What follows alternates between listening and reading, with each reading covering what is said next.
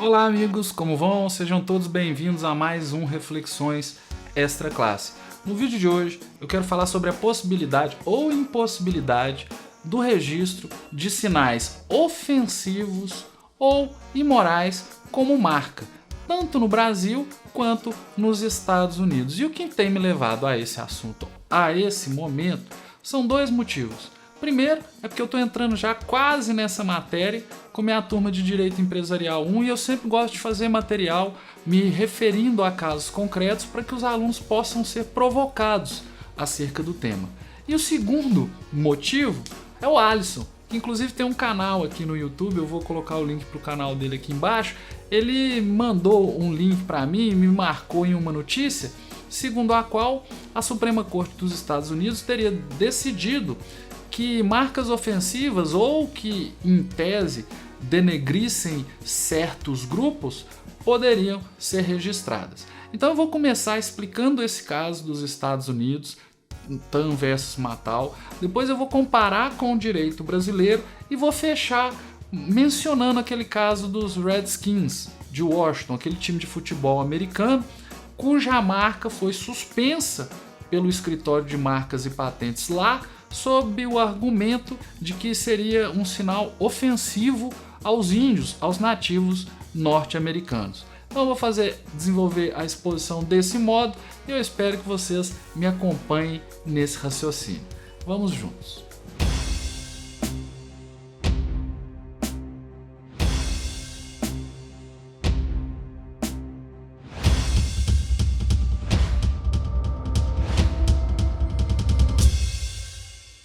Podemos começar por TAM versus Matal. O Simon Tan é o líder de uma banda de asiáticos norte-americanos denominada The Slants. E The Slants é uma expressão que denigre os asiáticos, vamos dizer assim, pessoas de origem asiática. Eu não consegui, até se vocês puderem me ajudar nos comentários, eu não consegui encontrar o que fosse um sinônimo em português para traduzir essa expressão slant. Perguntei para a Marina, ela falou, talvez Xing Ling, mas eu acho que não tem o mesmo peso. Essa slant seria uma expressão ofensiva.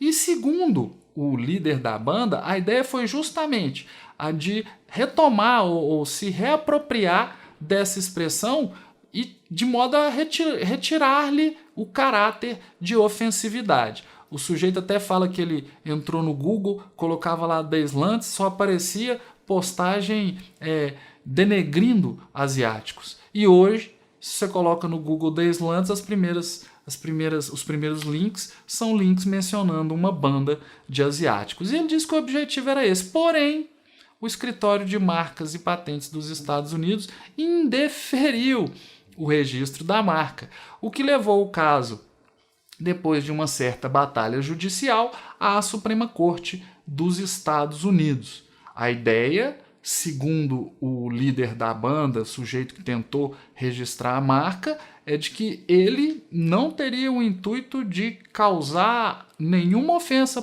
pelo contrário. Pois bem, a matéria chegou à Suprema Corte dos Estados Unidos e lá, embora normalmente nós apenas resumamos, falou sobre a liberdade de expressão. Não, tecnicamente foram 3 pontos discutidos e resolvidos neste caso, em cima de uma opinião do juiz Samuel Alito Jr. E esses 3 pontos eu vou enumerar aqui só para a gente poder entender exatamente o que foi esse julgado. Primeiro, discutiu-se se uma marca sendo registrada torna-se discurso público. E o entendimento é de que não. O governo faz, a partir do registro e com base na lei, o reconhecimento de algumas prerrogativas do titular da marca. Mas isso não torna a mensagem que a marca quer veicular uma mensagem do governo. E por que isso é relevante?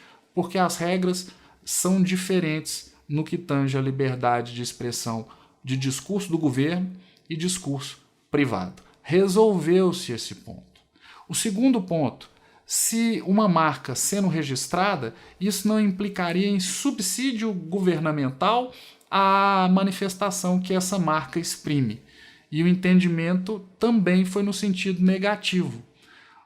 A concessão do registro de uma marca não seria um subsídio governamental, pelo contrário. Na verdade, se você estudar o direito das marcas, você vai ver que para a pessoa conseguir o registro é ela quem tem que realizar uma série de pagamentos em favor do governo. Então entendeu-se também que não se trataria de um subsídio governamental. Por fim, o terceiro ponto que foi decidido e que tem sido o mais veiculado em relação a essa decisão. A regra presente na Lanham Act, que proíbe o registro de marca que denigre pessoas ou instituições ou assemelhados, é constitucional de acordo com a primeira emenda da Constituição norte-americana? E o entendimento foi de que não é. Em outras palavras, a pessoa não poderia ser impedida de registrar uma marca sob o argumento de que esta marca seria ofensiva. E por que não? Porque nos Estados Unidos, ao contrário do que acontece aqui no Brasil, aqui também ofensa não é proibido, mas lá o que se chama de discurso de ódio é admitido, de modo que seja colocado e enfrentado. Aqui no Brasil, não. Aqui no Brasil, embora o discurso que ofenda não seja proibido, se essa ofensa decorre de um discurso caracterizado como de ódio, por mais ampla e por mais frouxo que esse conceito possa ser, esse discurso deveria ser proibido. Mas lá entendeu-se que não. No Brasil, a Lei de Propriedade Industrial, no inciso 3º do artigo 124, traz regra que proíbe o registro de expressão ou sinal que seja imoral ou que talvez se enquadre nessa característica do sinal ofensivo. E no Brasil, onde não há discussão, pelo menos que eu saiba, da constitucionalidade desse dispositivo, o que se tem visto é uma certa falta de critérios, digamos assim, e até um moralismo por parte do INPI. Nesse ponto eu vou me referir a um artigo de 2 tecnologistas do INPI que trata justamente de uma enumeração de casos de marcas cujo pedido foi indeferido em razão de atentarem contra a moralidade pública, contra os bons costumes. Eu vou colocar o link para esse artigo, de modo que quem tenha maior interesse possa aprofundar. Mas desse artigo eu tirei alguns exemplos de casos de indeferimento de marca por motivo de serem contrárias à moral e aos bons costumes. E os autores fizeram um levantamento de alguns casos desde 1987 até 2009 e os organizaram de acordo com um critério que é o que eles denominaram de os 7 pecados capitais. Eu vou colocar a imagem aqui no vídeo. Eles vão falar de substâncias ilícitas. Aí eles dão esse exemplo dessas marcas aí, ó. Ecstasy, 60 tabletes, Hemp, Reg da Bahia, uma marca chamada Baseado e outra marca aqui de tecidos que tem o que parece ser uma folha de maconha. Todos indeferidos sob o fundamento de fazerem menção a substâncias entorpecentes ou ao uso que se possa fazer das mesmas. Continuando, nudez. Aqui, independentemente do produto ou do serviço, se há menção à nudez ou a palavra que mencione órgão genital, a tendência, a probabilidade é de que o pedido fosse indeferido pelo INPI. Obscenidades. Nesse caso você vê primeiro aí o Willy com uma expressão de um dedo indicador, depois a marca Brasil Tesão. Várias marcas com tesão já foram indeferidas, mas existe, por exemplo, a Barret Tesão, o que pode indicar que o INPI tem mudado de posição. Mr. Palmers. O problema... Mr. Palmers, não é possível. Sacaninha. Essa eu até achei interessante, eu não bebo. Sacaninha para bebida. Você vê, tudo isso sendo indeferido. pelo INPI. Um outro critério, a referência a símbolos religiosos. Nisso o INPI também costuma tomar especial cuidado. Vejam esses exemplos. Foi indeferido o pedido de registro da marca Cristo Rei para graxa, Irmã Dulce para farmácia, Santo para, na verdade é São Vicente, para saco de lixo. Então você vê o tipo de proibição que o INPI tem implementado. Esses seriam os fundamentos religiosos, mas há também os fundamentos ideológicos. Veja aí, uma marca que faz uma expressão parecida com o símbolo da suástica nazista, uma outra ao lado aí, não sei se vocês conseguem observar, que menciona o nome Osama, uma outra mencionando aí o Führer, que seria talvez uma menção ao Hitler, e ainda uma mencionando o Sendeiro Luminoso por ser uma organização terrorista. Todos indeferidos.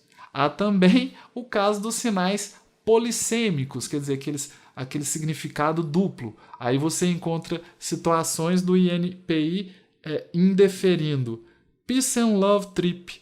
Aí você pensa, o que pode ter isso? Gente, vocês não acreditam. A fundamentação do INPI é que Peace and Love menciona a cultura dos hips, ao falar trip, dá uma ideia de relação com o uso de drogas, de modo que esta expressão faz apologia ao uso de drogas. Quer dizer, para vocês verem, volta aí a imagem. O INPI proibiu a expressão o que rola, analgesia. Gente, é demais. Pessoal, vocês me desculpem, eu respeito quem pensa de modo diverso, mas eu não consigo parar de imaginar que esse tipo de decisão, fundada em regras abertas que se referem à moral, acaba sendo muito subjetiva. E o que se vê na prática é isso, por exemplo, ali houve uma situação em que a expressão hemp não pôde ser registrada, mas o Planet Hemp conseguiu. Então, até os próprios tecnologistas do INPI que escreveram o artigo mencionam que realmente há um certo subjetivismo. E o mesmo se dá, até certo ponto, com aquilo que seja ofensivo. Então veja, assim como nos Estados Unidos havia uma proibição na lei positivada, Lanham Act, aqui nós temos uma lei de propriedade industrial que se refere mais a bons costumes e moral, mas que também, de certo modo, pode englobar uma interpretação que queira evitar o registro de marcas ofensivas. Nos Estados Unidos, entendeu-se que isso é contrário à liberdade de expressão protegida pela Constituição e pela Primeira Emenda. Para nós, o nosso texto constitucional, os tratados internacionais de que o Brasil faz parte, não se pode dizer que a proibição a discursos de ódio seja inconstitucional. O que é inconstitucional, me parece, é aquela interpretação ampla, aquela interpretação que tenta enquadrar tudo como se tratasse de discurso de ódio. Para fechar, o caso vai ter mais repercussão ainda nos Estados Unidos, porque essa decisão acerca da banda The Slants, ela vai ter efeito em uma outra discussão, que é a dos Washington Redskins, um time de futebol americano que tem como mascote um pele vermelha há mais de 80 anos. Ocorre que essa expressão pele vermelha tem sido tomada como ofensiva por parte da comunidade dos índios, dos nativos norte-americanos. Não é todo mundo. Parece uma pesquisa que 30% se sentem ofendidos com essa expressão. E, eventualmente, se você olhar um jogo de futebol, se o mascote é um índio, o outro time vai falar que vai escalpelar esse índio, igual eles fazem com o galo.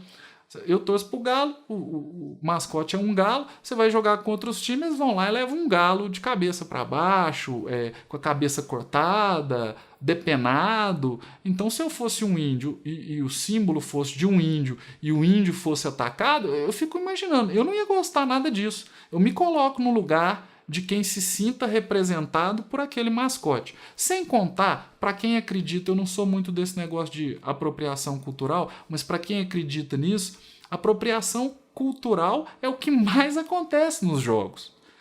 Então, depois de, primeiro, uma ação que foi resolvida de modo contrário aos índios, e num segundo momento, uma segunda medida tomada no escritório de marcas e patentes dos Estados Unidos resultou no cancelamento da marca Redskins, Washington Redskins. E desde então, nenhuma outra marca Redskin pôde ser registrada.